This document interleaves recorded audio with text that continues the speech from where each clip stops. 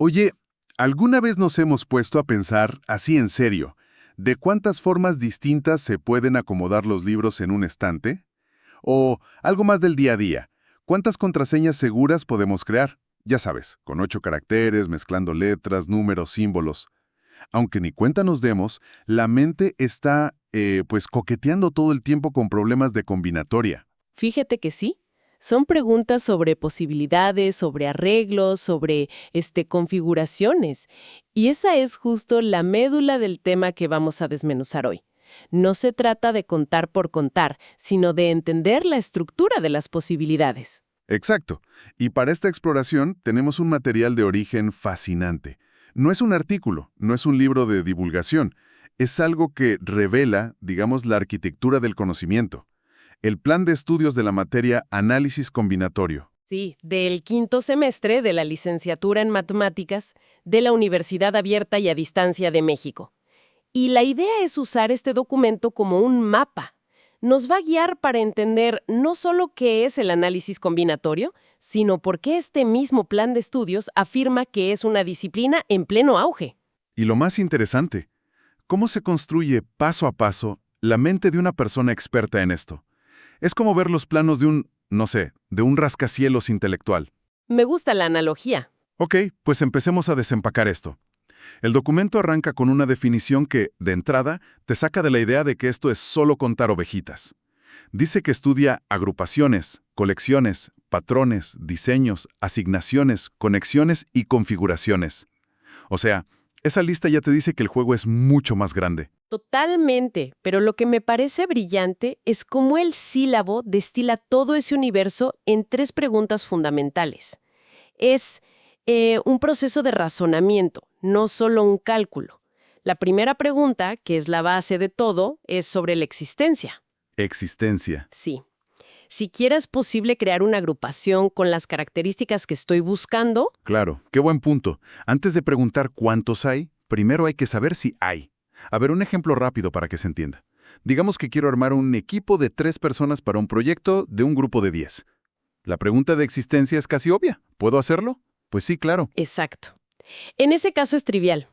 Pero ahora imagina que tienes restricciones. ¿Cómo cuáles? Como necesito un equipo de 3, pero que incluya a un diseñador y a un programador, y no pueden ser personas que ya hayan trabajado juntas antes, de repente la pregunta de si siquiera existe un equipo así ya no es tan obvia. Ya veo. Si la respuesta es sí, entonces pasas a la segunda pregunta del sílabo, el conteo. Ahora sí, ¿cuántos equipos distintos puedo formar con esas reglas? Ok, y ahí es donde la mayoría pensamos que termina la combinatoria. No, en el numerito. Pero el documento presenta una tercera pregunta. La optimización. Esa es la clave. O sea, de todos esos equipos posibles, ¿cuál es el que tiene la mejor combinación de habilidades? ¿O el más balanceado? O el que va a terminar más rápido. Así funciona. Precisamente. Y ahí es donde la combinatoria deja de ser un ejercicio académico y se convierte en una herramienta, la neta, brutal para la estrategia de negocios, la logística, la ingeniería. Para todo, prácticamente. Sí, es el salto de las matemáticas puras a la aplicación directa. De repente ya no estás resolviendo un acertijo. Estás decidiendo cómo asignar recursos millonarios en una empresa o cómo diseñar la red de distribución de vacunas más eficiente del mundo. Justo. El curso, dice el documento, se enfoca más en las 2 primeras preguntas, existencia y conteo, pero sí toca estos problemas de optimización. Y por eso, el mismo sílabo afirma que es una de las áreas matemáticas de mayor crecimiento en el último siglo. Tiene todo el sentido. El documento lo conecta directamente con el perfil de egreso que busca la carrera. Quieren formar a alguien que pueda modelar matemáticamente fenómenos de todo tipo. Naturales, sociales, financieros. Exacto. O sea, el objetivo no es crear calculadoras humanas. No, para nada. Es crear solucionadores de problemas universales. Es como aprender a usar una navaja suiza de alta tecnología que puedes aplicar a casi cualquier cosa. Esa es una excelente manera de verlo. El porqué de su importancia queda clarísimo. La pregunta del millón es el cómo. ¿Cómo llevas a un estudiante desde cero hasta esa capacidad de modelado? Y ahí es donde la estructura del temario nos da la ruta. Va, entremos al temario. La unidad 1 se llama ¿Qué es el análisis combinatorio? Supongo que aquí empiezan con lo básico. Sí, los cimientos. Te dan una reseña histórica y luego las reglas básicas de la suma y el producto, que son como el ABC del conteo. Pero luego introducen herramientas fundamentales. Hablan del principio de cajas, permutaciones, combinaciones, el teorema del binomio. Lo del principio de cajas me suena muy intuitivo, pero he oído que tiene aplicaciones súper locas, ¿no? Sorprendentes. Es la idea de que si tienes más palomas que nidos, al menos un nido debe tener más de una paloma. Suena a obviedad, pero con eso puedes demostrar cosas complejísimas. Ok, entonces la primera unidad te da el martillo y los clavos básicos. Pero ¿qué pasa cuando tienes que construir algo mucho más complicado? Supongo que ahí es donde el curso tiene que subir la apuesta. Totalmente. Ahí es cuando te presentan las herramientas de poder. La unidad 2 va de eso. Se llama Más estrategias de conteo. ¿Y qué herramientas son esas? La primera que mencionan es el principio de inclusión y exclusión. Es básicamente el método formal para no regarla al contar. Si tienes varios grupos de cosas que se traslapan, te dice cómo sumar todo sin contar 2 o 3 veces los elementos que están en las intersecciones. Ah, claro, como cuando haces una encuesta y quieres saber cuánta gente lee el periódico A o el periódico B. Tienes que restar a los que leen ambos para que no te salga un número inflado. Justo así, pero aplicado a problemas mucho, mucho más complejos. Y luego viene la segunda herramienta de esta unidad que te confieso es una de mis ideas favoritas en todas las matemáticas. A ver, suéltala. Las funciones generatrices. El nombre suena intimidante. A ver, explícamelo como si tuviera 5 años. Ok, va el intento. Piénsalo así. En vez de contar monedas una por una para ver cuántas combinaciones puedes hacer, construyes una máquina de chicles mágica. Una máquina de chicles. Ok, te sigo. Esa máquina es un polinomio, tu función generatriz. Cada tipo de chicle, fresa, menta, uva, es una variable. Cuando giras la manivela, que es como expandir el polinomio con álgebra, la máquina te escupe un ticket que te dice exactamente cuántas combinaciones de 5, 10 o 100 chicles puedes obtener. ¡Wow! O sea que cambiaste una tarea de conteo manual que puede ser brutalmente tediosa Exacto. por una máquina automática de respuestas. Es un salto de herramienta gigantesco. Es un salto cuántico. Transformas un problema de combinatoria en un problema de álgebra. Te confieso que esta es una de esas ideas que cuando la estudias te duele la cabeza por una semana. Se siente como magia negra matemática. Me imagino. Pero el día que finalmente hace clic, sientes que acabas de adquirir un superpoder. Y después de freírte el cerebro con esa máquina de chicles mágica, el curso cambia de canal por completo, ¿no? Veo aquí la unidad 3, teoría de gráficas. Esto ya no suena a contar. Es que aquí el pensamiento se vuelve visual, estructural. Un grafo, en su forma más simple, es un conjunto de puntos, que llamamos vértices, conectados por líneas que llamamos aristas. Ok. Pero esa idea tan sencilla es ridículamente poderosa. Puedes modelar una red social, donde cada persona es un punto y una amistad es una línea.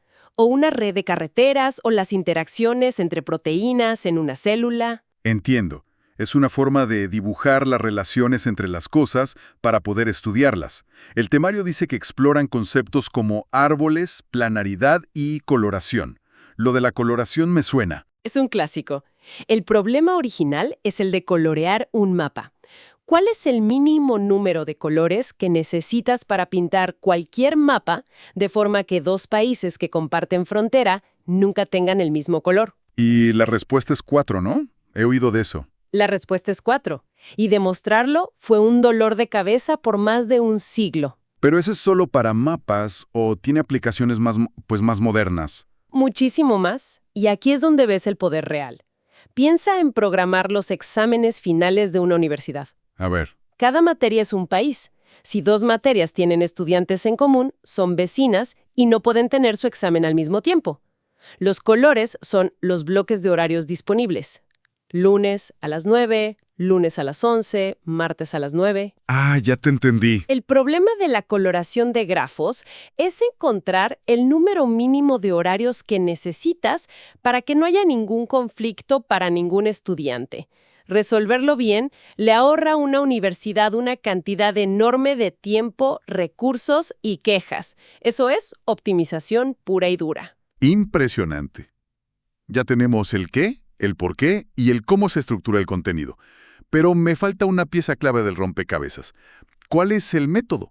¿Cómo se asegura el programa de que el aprendizaje realmente ocurra y no sea solo un desfile de conceptos interesantes? El sílabo es muy claro en eso y es algo que me gusta mucho. La metodología es aprendizaje basado en la resolución de ejercicios y problemas. O sea, a ensuciarse las manos. Es crucial. No se trata de que te sientes a memorizar fórmulas como si fueran un poema. Se trata de que te enfrentes a un problema, luches con él, te equivoques, lo intentes de otra forma y al final lo resuelvas.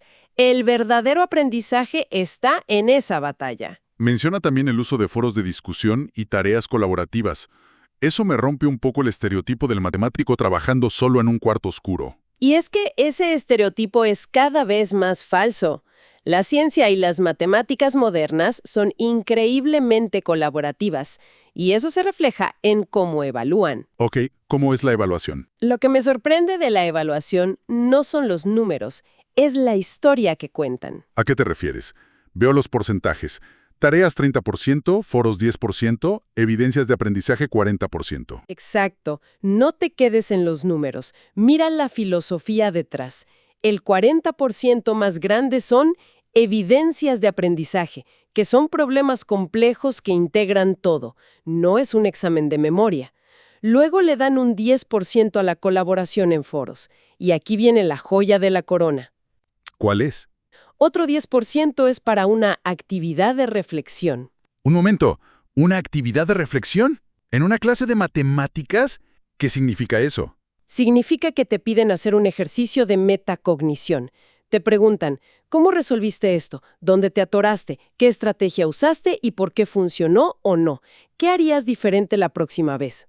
¡Wow! No solo están evaluando tu conocimiento técnico, están evaluando tu capacidad de aprender a aprender. Eso es potentísimo. Te están entrenando para ser una persona autónoma en tu aprendizaje para el resto de tu vida. Saber identificar tus propias debilidades y fortalezas al aprender es una habilidad que te sirve para todo, desde aprender a programar hasta aprender a cocinar. Exactamente. Al final, todo el diseño es muy coherente. Te presentan una disciplina poderosa, te llevan por un camino lógico de lo simple a lo complejo y te envuelven en un método que te fuerza a actuar, a colaborar y a reflexionar. Es una receta para crear verdaderos solucionadores de problemas. Entonces, si lo entiendo bien, este curso no solo te enseña a contar. Es como si te dieran 3 pares de lentes. El primer par, el de la existencia, te deja ver si algo es posible o no. Ajá, El segundo, el del conteo, te deja ver cuántas posibilidades hay. correcto. A ver el mundo. No lo podría haber dicho mejor. Se trata de desarrollar una nueva forma de mirar la complejidad, de encontrar el orden y la estructura donde otras personas solo ven caos. Es aprender a hacer las preguntas correctas para que los problemas, por más intimidantes que parezcan, se vuelvan manejables. Y eso nos deja con un pensamiento final para la reflexión. El propio documento dice que un egresado de esta carrera debe ser capaz de modelar fenómenos de índole muy diversa, desde lo biológico hasta lo económico. Entonces, la pregunta a considerar es, si tuviéramos que usar la combinatoria para modelar un problema complejo del mundo actual, pensemos en la logística de una cadena de suministro global, la propagación de información en redes sociales o las interacciones entre proteínas, ¿qué tipo de configuración o patrón sería crucial identificar para tan solo empezar a comprenderlo?